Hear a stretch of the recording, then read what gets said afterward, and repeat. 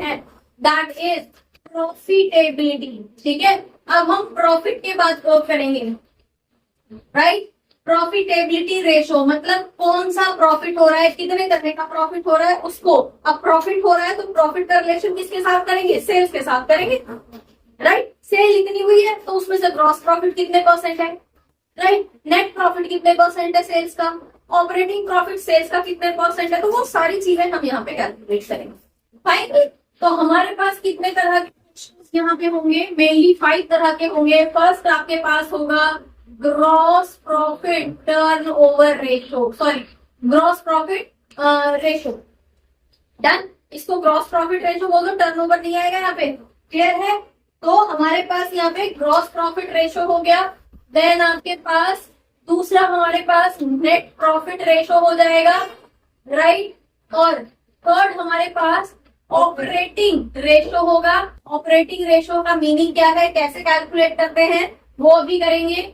Next आपके पास operating profit ratio होगा, ठीक है। प्रॉफिट रेशो दोनों में डिफरेंस है, एक ऑपरेटिंग रेशो है और दूसरा ऑपरेटिंग प्रॉफिट रेशो है, दोनों की वैल्यू अलग आएगी, राइट। एंड नेक्स्ट आपके पास हो जाएगा रिटर्न ऑन कैपिटल या रिटर्न ऑन कैपिटल एम्प्लॉय, ठीक है। तो हमारे पास return to capital employed, right, क्या है।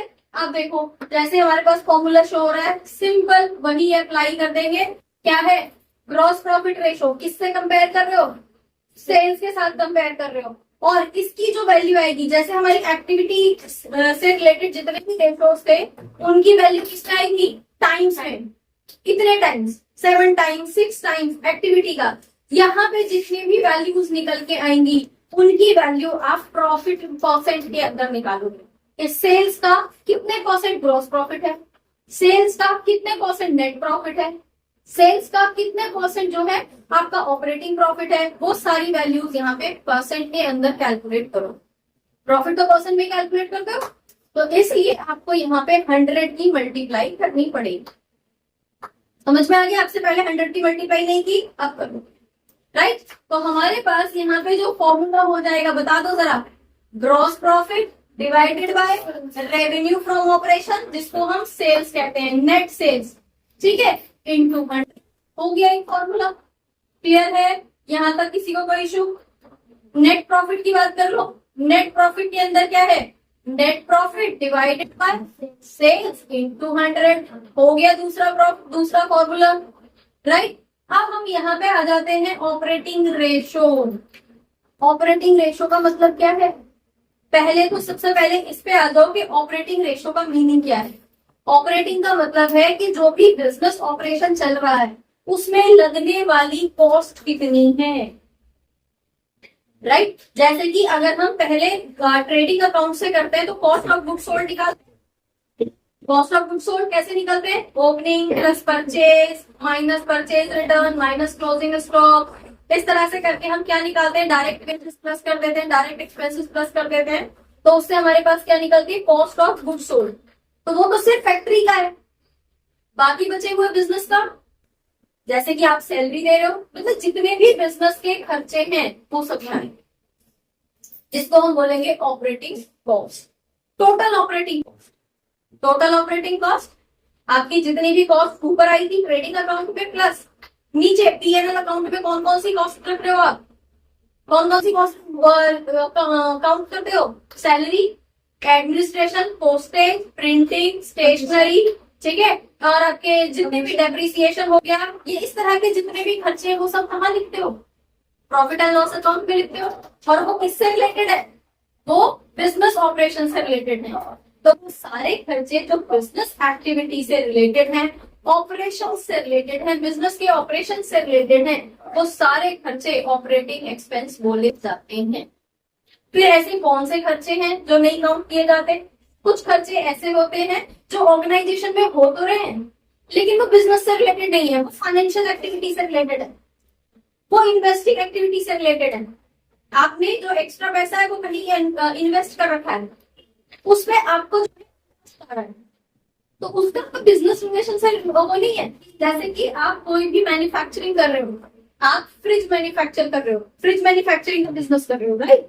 तो अभी जितना भी कैपिटल आपने मंगा रखा था, जितना भी पैसा आपने मंगा रखा था, उसमें से सपोज आपने 1 लाख करोड़ मंगा रखा था, उसमें से आपका जो है 1 लाख करोड़ में से 90,000 करोड़ आपका यूज हो रहा है। इन्वेस्टमेंट मतलब आपने जमीन खरीदी, प्लांट लगाया, मशीनरी लगाई, जो भी है वर्किंग कैपिटल उसमें यूज हो रहा है। अभी 10,000 करोड़ जो है वो बचा हुआ है, उसको क्या कर दिया आपने, कहीं बाहर इन्वेस्ट कर दिया शेयर्स में, कि इस पैसे की मुझे अभी 2 महीने बाद जरूरत पड़ेगी, तो 2 महीने तक तो खाली है वो पैसा, तो आप क्या कर रहे हो, आप उसको कहीं इन्वेस्ट कर दोगे, तो वहां से वो इंटरेस्ट आपके लिए जनरेट करेगा। तो ऐसी इनकम आपकी ऑपरेटिंग इनकम नहीं बोली जाएगी। आपके फ्रिज मैन्युफैक्चरिंग से इस इनकम का कोई लेना देना नहीं है, ठीक है। बिजनेस ऑपरेशन कर रहे हो कुछ, लेकिन फिर भी इनकम हो रही है, तो ऐसी इनकम नॉन ऑपरेटिंग इनकम बोली जाती है। इनकम तो है, बिजनेस के अंदर है, बिजनेस के पैसे से ही है, लेकिन फिर भी आपकी बिजनेस की जो एक्टिविटी है उससे रिलेटेड, राइट। तो ऐसी तो इनकम हो गई, आपने आउट कर दी। ऐसा ही आपने जो कैपिटल लगाया है, कई बार आप इंटरेस्ट ऑन कैपिटल चार्ज करते हो प्रॉफिट एंड लॉस अकाउंट में, करते हो इंटरेस्ट ऑन कैपिटल। अभी तो पार्टनरशिप में काफी अच्छी कैलकुलेशन करी है, ये है ना। तो ऐसे ही जब आप नॉर्मल शेयर्स कंपनी की बात कर रहे हो, जॉइंट स्टॉक कंपनी की बात कर रहे हो, तो वहां पे भी इंटरेस्ट ऑन कैपिटल कई बार चार्ज होता है, इंटरेस्ट ऑन ड्रॉइंग कई बार चार्ज होता है। तो ऐसे खर्चे जो हैं वो आपकी ऑपरेशन से रिलेटेड है, वो कहाँ है, वो आपके नॉन ऑपरेटिंग खर्चे। तो उन खर्चों को हटा दिया जाएगा अगर आपको टोटल प्रॉफिट दे रखा है तो। समझ में आ गया, ठीक है। तो कहने का मतलब है कि इसका जो फॉर्मूला होगा वो क्या रहेगा, operating cost divided by, again operating cost किसके against, sales revenue from operations, ठीक है, इंटू 100। तो ये आपका फॉर्मूला हो जाएगा। क्लियर है भाई, समझ आया या नहीं आया। हाँ जी, ऑपरेटिंग कॉस्ट के अंदर क्या क्या चीजें आ जाएंगी बता दो जरा। Operating cost equals to COGS, ठीक है, सीओजीएस तो आप अभी तक निकाल ही रहे हो, प्लस जितने भी ऑपरेटिंग एक्सपेंसेस पीएनएल के अंदर काउंट हो रहे हैं वो आपके यहाँ पे काउंट हो जाते हैं, ठीक है जी, क्लियर है। बढ़ू आगे, नेक्स्ट आ जाता है operating profit ratio. Operating profit ratio मतलब ऑपरेटिंग बेसिस पे प्रॉफिट कितना हो रहा है।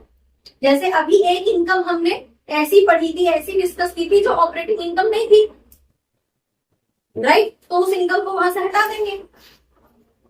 क्लियर हो गया, सिर्फ ऑपरेटिंग की लेंगे कि सेल्स से करके हमें इतना पैसा मिला और बदले में बिजनेस के इतने इतने खर्चे हमने पे आउट करे, तो जो प्रॉफिट निकल के आएगा वो कौन सा वाला निकल के आएगा, वो ऑपरेटिंग प्रॉफिट निकल के आएगा। समझ में आ रहा है, ऊपर बता रहा है, क्लियर है। हाँ जी, ऑपरेटिंग प्रॉफिट डन। तो ऑपरेटिंग प्रॉफिट आपके पास कितना आ जाएगा, या तो आप इस तरह से लिख लो, operating profit divided by net sales into 100। Clear, ये आपके पास फॉर्मूला। लेकिन यहाँ पे जो सबसे ज्यादा आपको परेशान करेगा ये ऑपरेटिंग प्रॉफिट निकालने के लिए, ठीक है। तो इसको हम दो तरह से निकाल सकते हैं। सबसे पहले तो ऑपरेटिंग प्रॉफिट का फॉर्मूला होता है सेल्स माइनस ऑपरेटिंग कॉस्ट।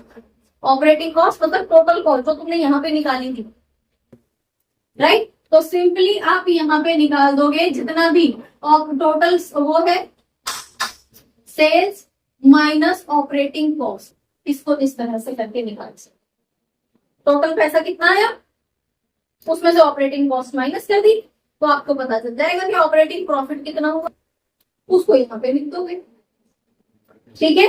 नहीं तो जब आपको ऑपरेटिंग प्रॉफिट निकालना है और यहाँ पे सेल्स की वैल्यू दे रखी है, तो ऐसे केस में 1 minus operating cost is equals to operating profit, ठीक है। अगेन ऑपरेटिंग कॉस्ट को 1 में से माइनस कर दोगे तो भी आपके पास ऑपरेटिंग प्रॉफिट की वैल्यू निकल के आ जाएगी। क्लियर है, समझ में आ गया। आगे बढ़ू, हाँ जी, अभी तो कर रहे हो, हाँ जब क्वेश्चन सॉल्व करोगे तब पता चलेगा। Next, return to capital employed. Capital employed कैसे निकाला जाता है ये तो सबको क्लियर है। हाँ जी, तो आपके पास क्या आ जाएगा, रिटर्न का मतलब क्या है, ईबीआईटी, ईबीआईटी का मतलब क्या है? Earning before interest and tax, right? तो आपके पास क्या आ जाएगा, मतलब total revenue, basic revenue before interest and tax. अभी भी पहले आपने इंटरेस्ट कवरेज रेशो के अंदर यूज किया इसको, तो आपके पास क्या आ जाएगा? EBIT divided by capital employ. हाँ जी, अर्निंग प्रॉफिट एक ही बात है, अर्निंग का मतलब वही है, ठीक है, earning before interest and tax, ठीक है। इसको चाहे परसेंटेज में निकालना है तो आप 100 से मल्टीप्लाई करो। प्रॉफिटेबिलिटी, जितने भी प्रॉफिटेबिलिटी से रिलेटेड रेशोज हैं सब परसेंटेज के अंदर कैलकुलेट हो, ठीक है। लेकिन इसका ये मतलब बिल्कुल भी नहीं है कि अगर 100 लगाना भूल जाओगे तो क्वेश्चन गलत हो जाएगा। प्रॉफिट में नहीं, परसेंट में नहीं शो कर रहे हो तो वो वैसे रेशो में शो हो जाएगा, राइट। लेकिन मेन इज कि जब भी आप प्रॉफिटेबिलिटी रेशो शो करोगे तो उसको परसेंट के अंदर शो करोगे। समझ में आ गया? तो ये 5 रेशोज आते हैं जो आप कैलकुलेट करते हो। कौन कौन सा? ग्रॉस प्रॉफिट रेशो, नाम से समझ में आ रहा है, और प्रॉफिट है तो सेल्स से ही कंपेयर करोगे, ये बिठा लेना अपने माइंड में, फॉर्मूले याद करने की जरूरत नहीं पड़ेगी, ठीक है जी, क्लियर। तो आपके पास यहाँ पे क्या है?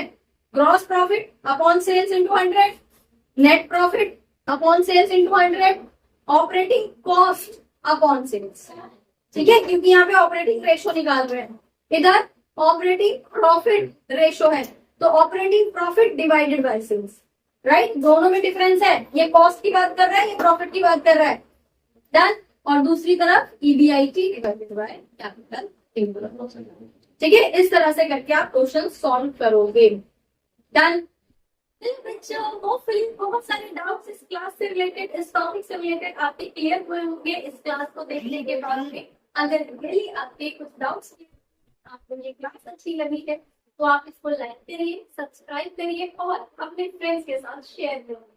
Thank you for watching, keep learning and don't forget to share, keep sharing. Thank you.